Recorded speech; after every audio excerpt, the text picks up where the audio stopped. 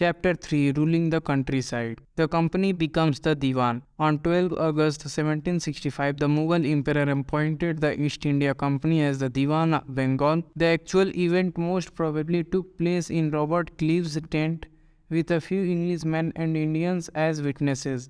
But in the painting above, the event is shown as a majestic occasion taking place in a grand setting. The painter was commissioned by Clive to record the memorable events in Clive's life.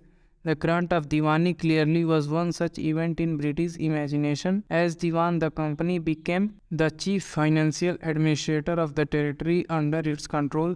Now it had to think of administering the land and organizing its revenue resources. This had to be done in a way that could yield enough revenue to meet the growing expenses of the company.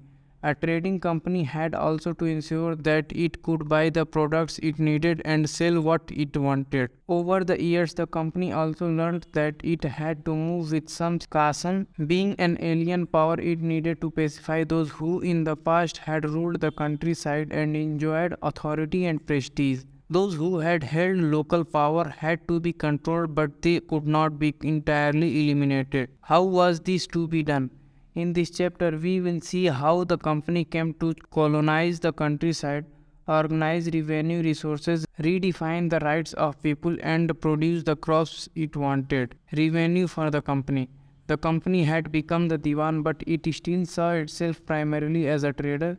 It wanted a large revenue income but was unwilling to set up any regular system of assessment and collection. The effort was to increase the revenue as much as it could and buy fine cotton and silk cloth as cheaply as possible. Within 5 years, the value of goods bought by the company in Bengal doubled. Before 1765, the company had purchased goods in India by importing gold and silver from Britain. Now the revenue collected in Bengal could finance the purchase of goods for export. Soon it was clear that the Bengal economy was facing a deep crisis. Artisans were deserting villages since they were being forced to sell their goods to the company at low prices. Peasants were unable to pay the dues that were being demanded from them. Artisanal production was in decline and agricultural cultivation showed signs of collapse. Then in 1770, a terrible famine killed 10 million people in Bengal. About 1/3 of the population was wiped out. The need to improve agriculture. If the economy was in ruins, could the company be certain of its revenue income?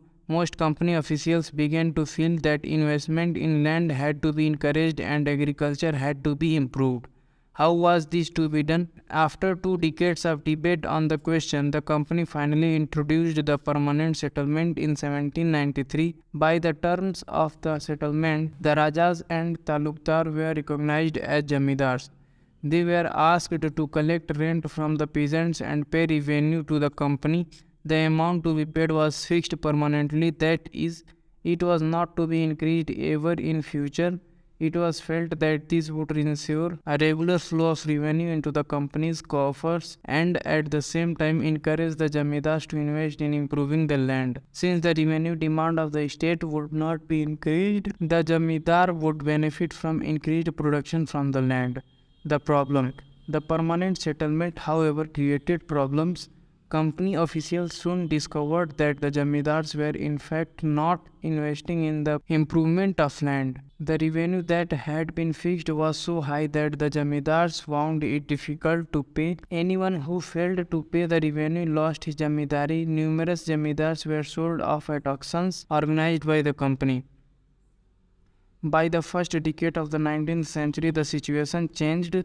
The prices in the market rose and cultivation slowly expanded. This meant an increase in the income of Jamidars but no gain for the company, since it could not increase the revenue demand that had been fixed permanently. Even then, the Jamidars did not have an interest in improving the land. Some had lost their lands in the earlier years of the settlement. Others now saw the possibility of earning without the trouble and risk of investment. As long as the Jamidars could give out the land to tenants and get rent, they were not interested in improving the land. On the other hand, in the villages, the cultivator found the system extremely oppressive. The rent he paid to the Jamidar was high and his right on the land was insecure. To pay the rent, he had to often taken a loan from the moneylenders, and when he failed to pay the rent, he was evicted from the land he had cultivated for generations. A new system is devised. By the early 19th century, many of the company officials were convinced that the system of revenue had to be changed again. How could revenues be fixed permanently at a time when the company needed more money to meet its expenses of administration and trade? In the northwestern provinces of the Bengal Presidency, most of this area is now in Uttar Pradesh. An Englishman called Holt Mackenzie devised the new system which came into effect in 1822. He felt that village was an important social institution in North Indian society and needed to be preserved. Under his direction, collectors went from village to village inspecting the land, measuring the fields and recording the customs and rights of different groups. The estimated revenue of each plot within a village was added up to calculate the revenue that each village mahal had to pay. This demand was to be revised periodically, not permanently fixed. The charge of collecting the revenue and paying it to the company was given to the village headman rather than the Jamidar. This system came to be known as the Mahalwari settlement. The Munro system. In the British territories in the south, there was a similar move away from the idea of permanent settlement. The new system that was developed came to be known as the Rayatwar or Ryotwari. It was tried on a small scale by Captain Alexander Reed in some of the areas that were taken over by the company after the wars with Tipu Sultan.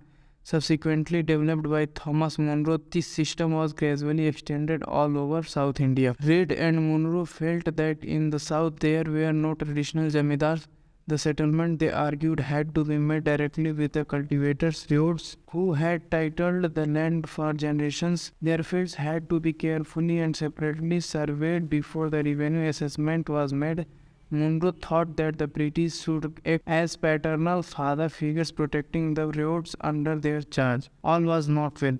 Within a few years after the new systems were imposed, it was clear that all was not well with them. Driven by the desire to increase the incomes on land, revenue officials fixed too high a revenue demand. Peasants were unable to pay. Youths fled the countryside and villages became deserted in many regions. Optimistic officials had imagined that the new system would transform the peasants into rich, enterprising farmers, but this did not happen. Crops were eroded. The British also realized that the countryside could not only yield revenue, it could also grow the crops that Europe required. By the late 18th century, the company was trying its best to expand the cultivation of opium and indigo. In the century and a half that followed, the British persuaded or forced the cultivators in various parts of India to produce other crops. Jute in Bengal, tea in Assam, sugarcane in the United Province, now Uttar Pradesh, wheat in Punjab, cotton in Maharashtra and Punjab, rice in Madras. How was this done? The British used a variety of methods to expand the cultivation of crops that they needed. Let us take a closer look at the story of one such crop, one such method of production. Does color have a history? Figure 5 and 6 are two images of cotton prints. The image on the left, figure 5, shows a kalamkari print created by weavers of Andhra Pradesh in India. On the right is floral cotton print designed and produced by William Morris, a famous poet and artist of 19th century Britain. There is one thing common in the two prints. Both use a rich blue color, commonly called indigo. Do you know how this color was produced? The blue that you see in these prints was produced from a plant called indigo. It is likely that the blue dye used in the Morris prints in 19th century Britain was manufactured from indigo plants cultivated in India, for India was the biggest supplier of indigo in the world at that time.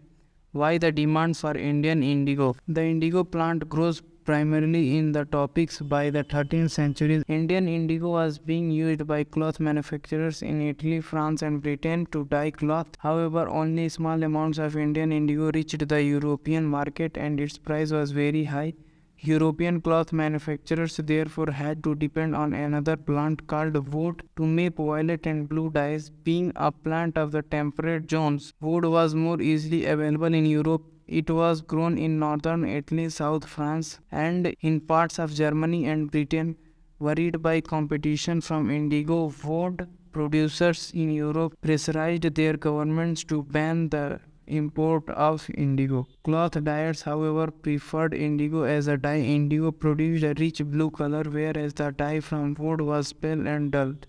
By the 17th century, European cloth producers persuaded their governments to relax the ban on indigo import. The France began cultivating indigo in Saint Domingue in the Caribbean island, the Portuguese in Brazil, the English in Jamaica, and the Spanish in Venezuela. Indigo plantations also came up in many parts of North America. By the end of the 18th century, the demand for Indian indigo grew further. Britain became the industrialized and its cotton production expanded dramatically, creating an enormous new demand for cloth dyes. While the demand for indigo increased, its existing supplies from the West Indies and America collapsed for a variety of reasons. Between 1783 and 1789, the production of indigo in the world fell by half. Cloth dyers in Britain now desperately looking for new sources of indigo supply. From where could this indigo be procured? Britain turns to India. Faced with the rising demand for indigo in Europe, the company in India looked for ways to expand the area under indigo cultivation. From the last decades of 18th century, indigo cultivation in Bengal expanded rapidly and Bengal indigo came to dominate the world market. In 1788, only about 30% of the indigo imported in Britain was from India. By 1810, the proportion had gone up to 95%. As the indigo trade grew, commercial agents and officials of the company began investing in indigo production. Over the years, many company officials left their jobs to look after their indigo business. Attracted by the prospects of high profits, numerous Scotsmen and Englishmen came to India and became planters. Those who had no money to produce indigo could get loans from the company and the banks that were coming up at the time. How was indigo cultivated? There were two main systems of indigo cultivation, niche and ryothi. Within the system of niche cultivation, the planter produced indigo in lands that he directly controlled. He either bought the land or rented it from other zamindars and produced indigo by directly employing hired laborers. The problem with niche cultivation. The planters found it difficult to expand the area under niche cultivation. Indigo could be cultivated only on fertile lands, and these were all already densely populated. Only small plots scattered over the landscape could be acquired. Planters needed large areas in compact blocks to cultivate indigo in plantations. Where could they get such land from? They attempted to lease in the land around the indigo factory and evict the peasants from the area, but this always led to conflict and tension. Nor was labor easy to mobilize. A large plantation required a vast number of hands to operate, and labor was needed precisely at a time when peasants were usually busy with their rice cultivation. Niche cultivation on a large scale also required many plough and bullocks. 1 biga of indigo cultivation required 2 ploughs. This meant that a planter with 1000 biga would need 2000 ploughs. Investing on purchase and maintenance of ploughs was a big problem. Nor could supplies be easily got from the peasants, since their ploughs and bullocks were busy on their rice field again exactly at the time that the indigo planters needed them. Till the late 19th century, planters were therefore reluctant to expand the area under niche cultivation. Less than 25% of the land producing indigo was under this system. The rest was under an alternative mode of cultivation, the ryothi system. Indigo on the land of ryots. Under the ryothi system, the planters forced the ryots to sign a contract, an agreement, sakta. At a time, they pressurized the village headman to sign the contract on behalf of the ryots. Those who signed the contract got cash advances from the planters at low rates of interest to produce indigo, but the loan committed the ryot to cultivating indigo on at least 25% of the area he is holding. The planter provided the seed and the drill, while the cultivators prepared the soil, sowed the seed, and looked after the crop. The indigo villages were usually around indigo factories owned by planters. After harvest, the indigo plant was taken to the works in the indigo factory. 3 or 4 wards were needed to manufacture the dye. Each wart has a separate function. The leaves stripped of the indigo plant were first soaked in warm water in what known as the fermenting or steeper water for several hours. When the plants fermented, the liquid began to boil and bubble. Now the rotten leaves were taken out and the liquid drained into another vat that was placed just below the first vat. In the second vat, known as the beater vat, the solution was continuously stirred and beaten with paddles. When the liquid gradually turned green and then blue, lime water was added to the vat. Gradually, the indigo separated out in flakes. A muddy sediment settled at the bottom of the vat and a clear liquid rose to the surface. The liquid was drained off and sediment, the indigo pulp, transferred to another vat known as the settling vat and then pressed and dried for sale. Here you can see the last stage of production, workers stamping and cutting the indigo pulp that has been pressed and molded. In the background you can see a worker carrying away the blocks for drying. When the crop was delivered to the planter after the harvest, a new loan was given to the root and the cycle started all over again. Peasants who were initially tempted by the loans soon realized how harsh the system was. The price they got for the indigo they produced was very low and the cycle of loans never ended. There were other problems too. The planters usually insisted that indigo be cultivated on the best soils, in which peasants preferred to cultivate rice. Indigo moreover had deep roots and it exhausted the soil rapidly. After an indigo harvest, the land could not be sown with rice. The Blue Rebellion and after. In March 1859, thousands of ryots in Bengal refused to grow indigo. As the rebellion spread, ryots refused to pay rents to the planters and attacked indigo factories armed with swords and spears, bows and arrows. Women turned up to fight with pots, pans and kitchen implements. Those who worked for the planters were socially boycotted and gomasthas, agents of planters who came to collect rent, were beaten up. Ryots swore they would no longer take advance to sow indigo nor be bullied by the planters. Lathials, the lathi-wielding strong men maintained by the planters. Why did the indigo peasants decided that they would no longer remain silent? What gave them the power to rebel? Clearly, the indigo system was intensely oppressive, but those who are oppressed do not always rise up in rebellion. They do so only at times. In 1859, the indigo ryots felt that they had the support of the local jamidars and village headmen in their rebellion against the planters.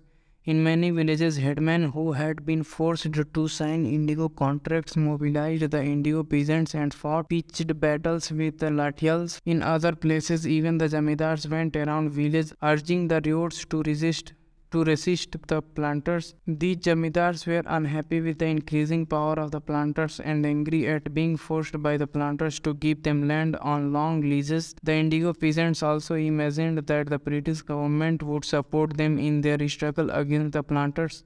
After the revolt of 1857, the British government was particularly worried about the possibility of another popular rebellion. When the news spread of a simmering revolt in the Indigo district, the lieutenant governor toured the region in the winter of 1859. The ryots saw the tour as a sign of government sympathy for their plight. When in Barsat, the magistrate Ashley Eden issued a notice stating that ryots would not be compelled to accept indigo contracts. Word went around that Queen Victoria had declared that indigo need not be sown. Eden was trying to placate the peasants and control an explosive situation, but this action was read as support for the rebellion. As the rebellion spread, intellectuals from Calcutta rushed to the Indigo district. They wrote of the misery of the ryots, the tyranny of the planters and the horrors of the indigo system. Worried by the rebellion, the government brought in the military to protect the planters from assault and set up the Indigo Commission to inquire into the system of indigo production. The commission held the planters guilt and criticized them for the coercive methods they used with indigo cultivators. It declared that indigo production was not profitable for ryots. The commission asked the ryots to fulfill their existing contracts but also told them that they could refuse to produce indigo in future. After the revolt, indigo production collapsed in Bengal, but the planters now shifted their operation to Bihar. With the discovery of synthetic dyes in the late 19th century, their business was severely affected, but yet they managed to expand production. When Mahatma Gandhi returned from South Africa, a peasant from Bihar persuaded him to visit Champaran and see the plight of the indigo cultivators there. Mahatma Gandhi's visit in 1917 marked the beginning of the Champaran movement against the indigo planters.